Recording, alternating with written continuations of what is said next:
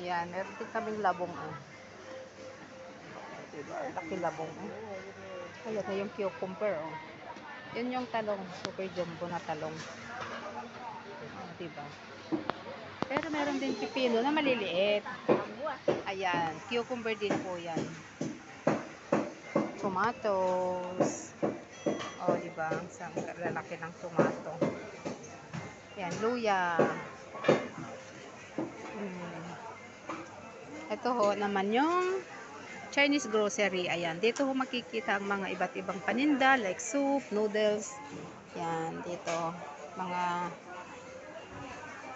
ito ho yung yan ho yung ano century egg po yan, salted egg po yan. Ayan, mga pang soup po yan. Ayan o, mga dry. Yan, masasarap po yan, masasarap. Yan, mga different types of ano, pang hot pot ba? Yan ho, pang hot pot. Ayan po.